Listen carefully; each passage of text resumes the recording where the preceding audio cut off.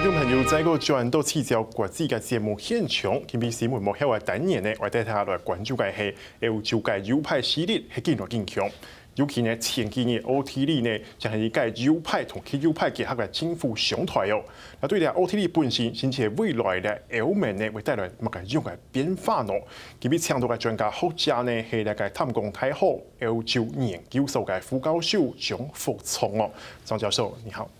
各位觀眾，大家好。教授，我們很好奇的是，這一次的奧地利的選舉，我們看到，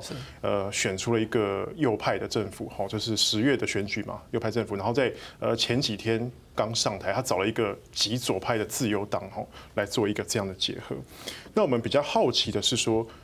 奧地利在去年年底才剛選出了一個偏就是極左派的這個總統哦，范德貝倫，他有一個綠黨的背景。是，那這樣子未來這個奧地利在政治運作上，他是不是他會偏右嗎？還是左呢？老師你怎麼看？首先我們來看一下所謂的右派政府啊，那其實這次它的聯合政府是所謂的有人民黨中間偏右的政黨，跟自由黨是極右的一個政黨結合，所以才會被扣上一個所謂的右派啊一個政府的一個形象。是啊，所以說我們更正確的講啊是右派保守聯合政府。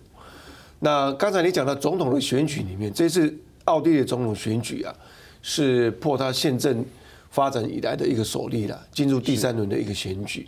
那這個第3輪選舉，其實他的總統，奧地利的聯邦總統，他是直接由人民選舉產生，是，那任期是6年。那在他的憲法規定裡面，如果說在第1輪投票的時候，沒有任何的政黨的候選人超過半數，那就必須由前2位得票最高的人進入第2輪投票。是的。那原則上在第2輪投票，過去的歷屆裡面就會決勝負，就選出總統來。就跟法國很像。是。那這次會進入第3輪，是因為在第2輪投票的時候，那敗選的這一方檢舉了一些信件投票，發現有些信封沒有密合，有這個舞弊之嫌，所以奧地利的聯邦法院就判定啊，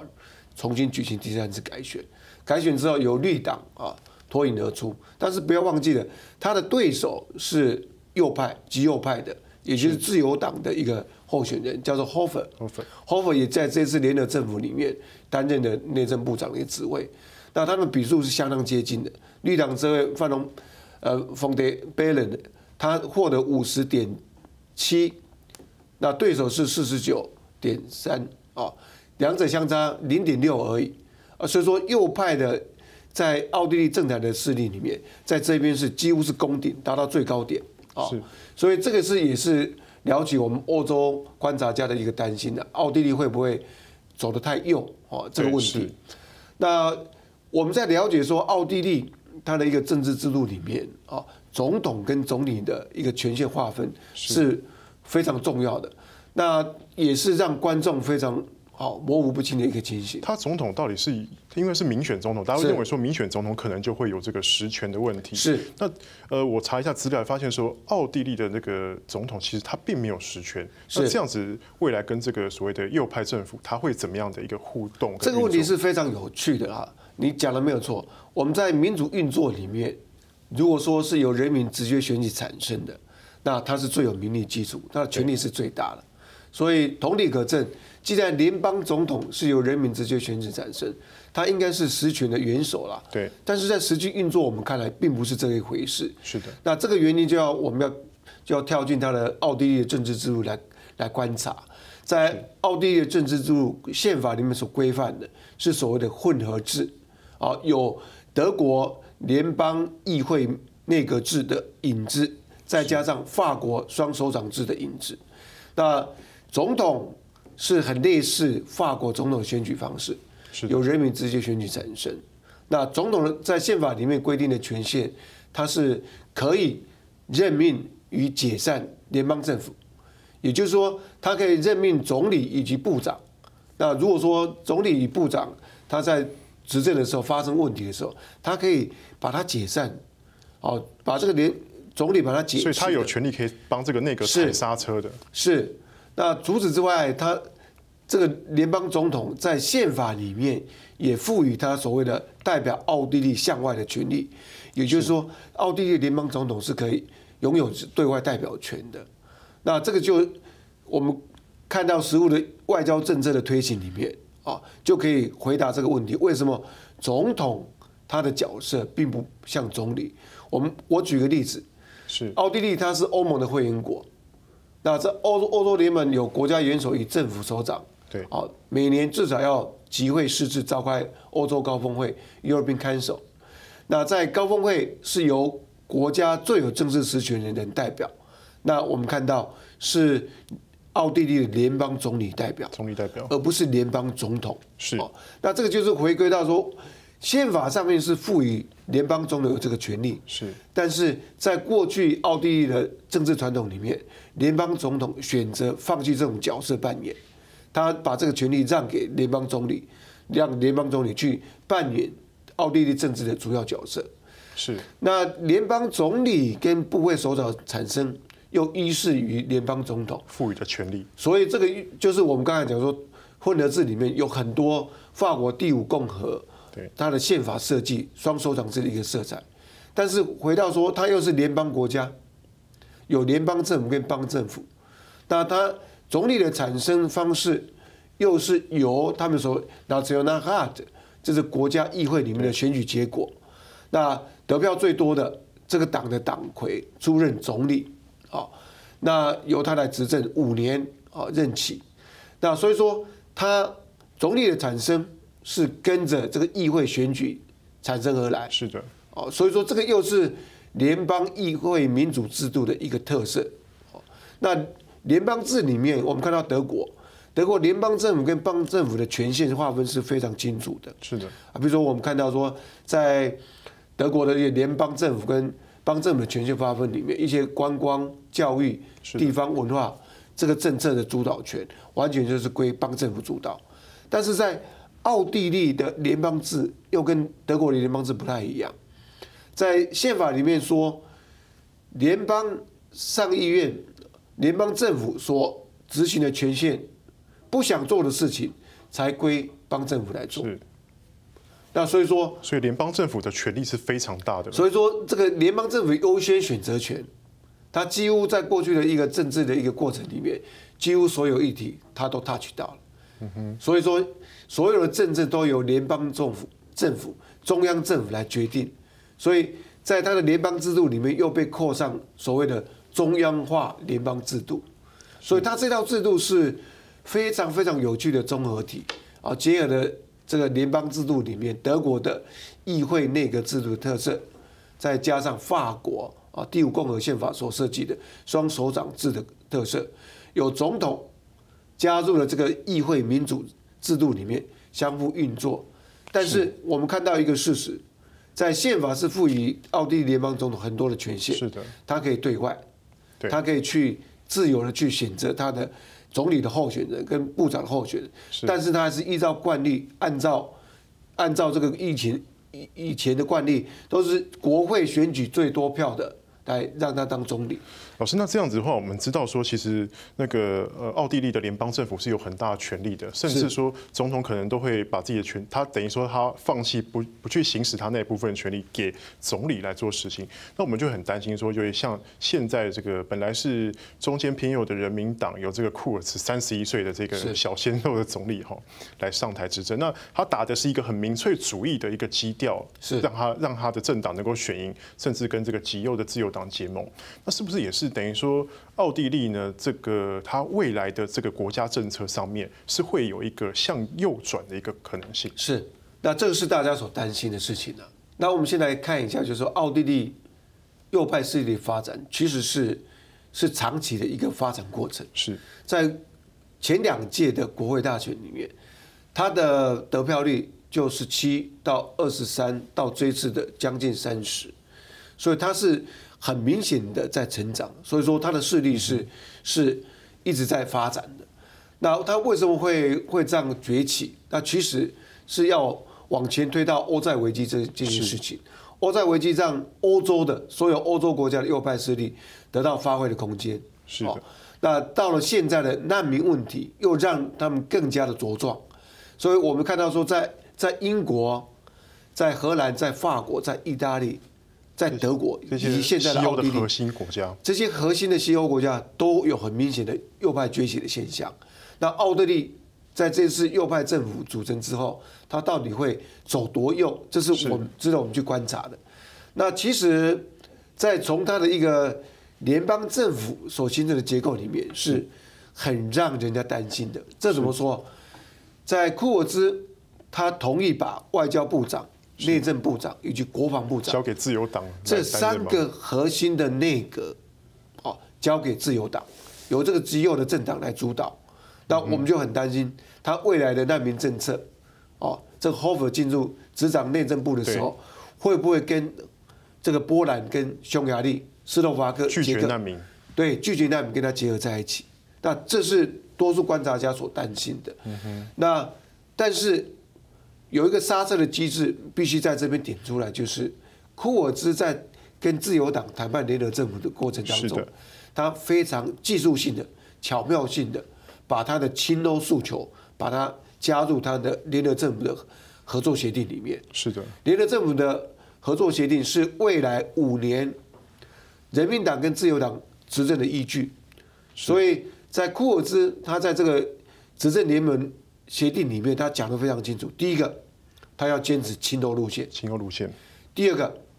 他要把这个欧洲政策、欧洲联盟的政策的主导权放在总理府，要由库尔兹自己来主导。那这2个诉求，这个自由党都点头了，签字认同。那而且库尔兹也要求自由党要放弃所谓的奥地利脱欧公投的一个动作。对，那这些承诺，自由党都接受了。所以未来我们观察的一个方向就是说，他内政部所主导的难民政策，是的，他会跟东欧国家靠得多近，还是会比较偏向欧盟的基调。那库尔兹所想要推行的这个亲欧路线，它能够奏效到什么程度？那2方的拉锯就决定未来奥地利到底会右倾，还是会被拉回来投向西方，在欧洲联盟的环境里面去推展它的政治。是这样子，我们可以看到这个库尔兹真的是，虽然说31岁，可是有人说他的里面其实是一个老练的政客的一个形象出现哦。尤其像包括他在选举的时候，他就是就顺着民意嘛，顺当时的民意，右派的民意来上台。现在就跟这个极右派又谈一些条件，说他要亲欧，他这中间的拉扯，是不是也是值得我们未来玩味？其实您刚才讲的说顺着右派的民意然后上台，那这个是。我觉得必须要保留了哈，是，因为他自己是有主见的，是啊，他也曾经是欧洲部长，也曾经是外交部长，那他一直采取一个亲欧的路线，他也界定说，未来奥地利的这个声望啊，国家的声望啊，还是依恃在欧洲统合、欧洲联盟，所以有强大的欧洲会创造一个强大的奥地利啊，所以这是毋庸置疑的。那而且他。在这一次组阁之后，他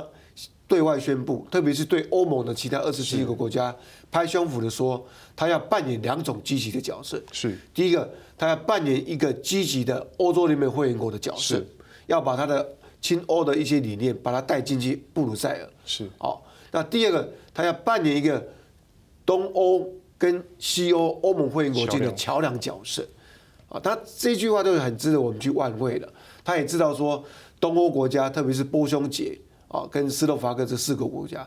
在最近，特别是难民问题的分配问题里面，他几乎是一个坏小孩的角色，跟布鲁塞尔去唱反调，他拒绝收难民。波兰说，我们是天主教国家，让这些穆斯林难民进来，对我们的社会是不好，我们不接受，以宗教理由来拒绝。奥地利说，我们国家没有钱。一个难民对我们国家都太多，所以这些政策的话是东欧国家他们现在还没有放弃的一个路线。那今天上来之后，这个库尔兹他一直讲得非常清楚，他还是要扮演一个积极会员国角色，在欧洲联盟、欧洲统的一个平台里面去发挥他的一个政治。那库尔兹虽然是只有31岁啊，就如同他的名字叫库尔兹，德文的翻译叫做短暂，所以他的一个政治发展过程都是走捷径的，从他一个在他家乡的一个小市长，议员，到他进入中央才6、7年的时间，6、7年的时间就能够做到这个职位，那非常不简单。而且你刚才讲的，我相当认同的一句话说，他的政治历练呢，是非常速成的，那我曾经去奥地利维也纳大学一个国际关系研究所去访问的时候，我也跟你一样提出了这个问题：20、30岁能够在外交上面能够有什么作为？但是这些学者研究员对他的表现是非常肯定的。他认为库尔兹他是一个政治天才，也可能是未来的奥地利的国宝。在过去，奥地利在欧洲政治上面，我们看到能够上台面的国际级的一些政治人物，就是梅特涅，然后再是库尔兹吗？梅特涅之后都到现在才出现一个库尔兹。好，谢谢老师。要是今比个上半场嘅内容，下半场继续来关注下欧盟未来嘅一选项，嚟睇看下。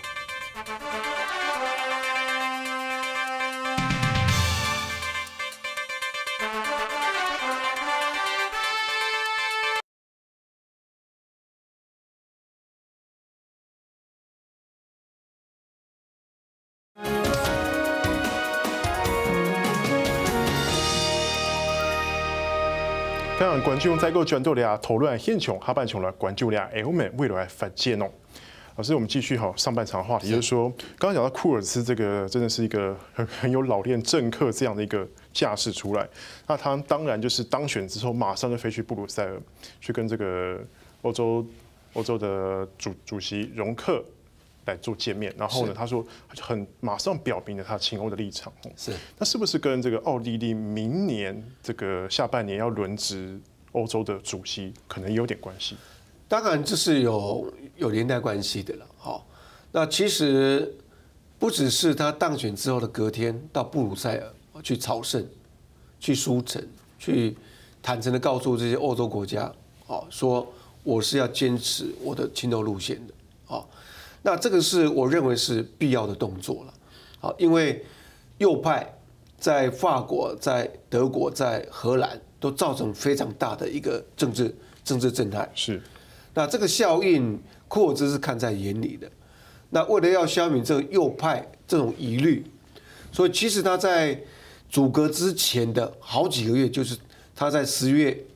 胜选之后，他就一直很勤快的跑布鲁塞尔，是去跟这其他的27个欧盟会员国去打交道，去沟通，说我会坚持我的亲欧路线。那主要他要去除17年前。奥地利也出现一个极右派政权，对。那2000到2006年是右派联合政府，右派这个自由党跟社民党组成一个政府。那当时这个自由党也提出要退出欧洲联盟，要限制欧盟的一些行动等等等。那当时欧盟的会员国有15个，除了奥地利之外，其他14个会员国是非常非常的反抗到说。奥地利总理去布鲁塞尔开会的时候，没有人要跟他握手，没有人要跟他照相，甚至对于17国的观光客也公开的提出不要到去奥地利去观光，用观光制裁来制裁奥地利。所以17年的反抗是非常大的。那这一次我们看到说，欧洲国家跟奥地利人民的反抗就比较平淡一点，比较淡定一点。那原因就在于说，这个库尔兹他下了功夫，做了功课，事前去跟欧洲国家沟通非常多，而且这个奥地利人民也心里早有准备了嘛。是他在联邦总统选举期间，右派就是这么强，右派就已经到顶峰了。对，而且自由党它是一个在奥地利也是一个全民政党。这怎么说？在奥地利的9个邦议会里面。他有8个邦都有占有席位，而且表现非常好，不是最大反对党，就是第2大反对党，所以可以说奥地利人民早就习惯了这个自由党这个极右派的一个存在感，所以这个习惯性让了这一次右派政府产生之后，在奥地利境内，在欧洲层面都没有17年前这么的反抗。老师，我们看到说，你刚刚有提到说，这个其实奥地利，你刚刚有讲到这个奥地利的这个右派的崛起。那我们当然也看到说，虽然说奥地利可能他说他不会这么极度右倾哦，但是其实在欧洲有一个气氛，我们可以看到说，像是从英国脱欧开始，然后包括说德国的选举到现在都还没有一个有办法阻隔嘛，甚至他的这个另类选择党也进到了国会当中，还有这个法国马林勒蓬这个进到总统决选，还有呢，包括捷克也出了一个非典型的总统哦，都好像有一股向右倾的势力。那我们会不会造成这个欧洲的整合的脚步停顿，甚至最后会造成它的瓦解？这是非常好的问题了哈。那其实右派势力在欧洲会大到什么程度？现在没有人敢说了。没有人可以正确的估算，哦，但是它的势力是逐渐增长，而增长到有史以来最高，这是有目共睹的。刚才你也讲到，法国马里勒潘他进入第2轮的总统决赛，那在德国的另类选择党也进入国会，那成为第3大政党。是。那在荷兰，自由党也是成为第2大政党。是的。那这些势力都是非常非常显著的。那未来欧洲的右派会走多远，完全取决于欧洲统合的成效是如何，特别是能不能尽快的解决难民问题，能不能进一步的化解这希腊的债务危机问题。那因为这个右派的崛起是跟这2项危机是息息相关的。是。那如果说这2个议题能够压制下来，那我个人观察，欧洲右派的势力，他就没有发挥的议题的，那他的势力会慢慢淡下来。所以回过头来讲，就完全要看欧洲统合，欧洲国家未来在这2方面的合作是如何。老师，你谈到这2方面的合作，但是我们看到这个，尤其是难民的问题，其实让各国都有点头痛，尤其是这个东欧的国家有这些国家也是比较晚加入欧盟的，是不是跟这个欧盟本身的在他们制度融合的时候，可能这个刚开始的这些比较早的跟后来加入的那个步调会不一样，想法不一样也有关系呢？那其实步调不一样，在欧洲统合的一个过程里面，他们是同意这个不同步调的现象存在的，有所谓的双数统合、多数统合、弹性统合。所以你今天一个政策推行出来，那如果说某些会员国认为说我现在的条件呢还不适合进入，他可以选择不加入，或者是他认为这个政策对他的国家利益没有帮助，他可以选择不加入。比如说我们说这欧元区共同货币政策，共同使用欧元，英国它维持它的英镑，是的。是选择了 opt out， 所以这个可以适用在它难民议题上面吗？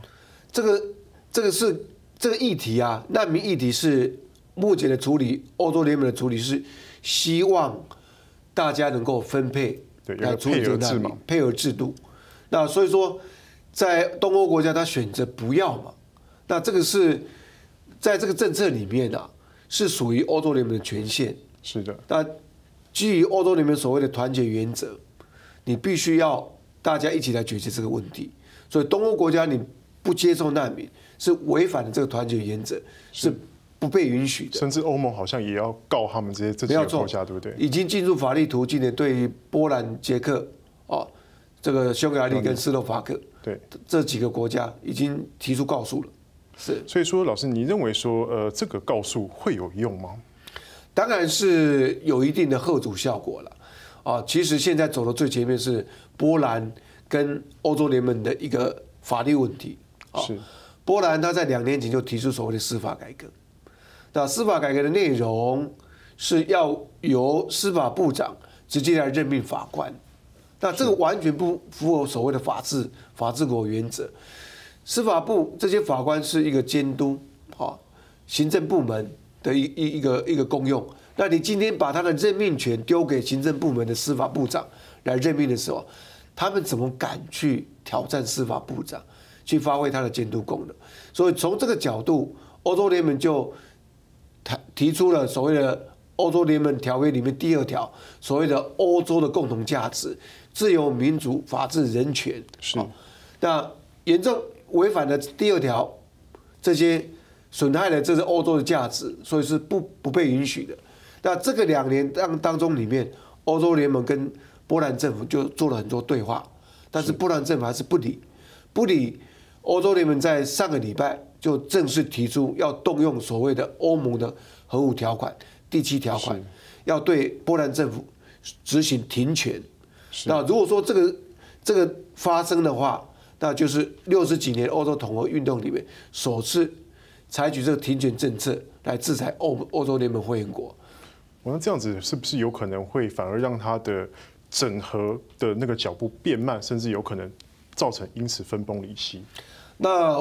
我倒不认为如此了哈。那我觉得说，欧洲联盟是一个由主权国家组成的一个超国家组织，28国要在这个欧盟的制度里面去合作，谈得容易。那如果说这个制度你不设定清楚，不严格执行，那当然是会分崩离析。那依目前我们的看法啊，这个欧洲联盟是要贯彻它的制度的啊，违反的条约里面规定的一些行为都不被允许的。所以从这个层面来看，它对于东欧国家这些制造问题的国家，不接受难民的啦，违反法治国原则，像这样走的啦，他一定会拿出他的一个制裁措施，让他们的行为进入正常轨道。那从这个角度来看，欧洲统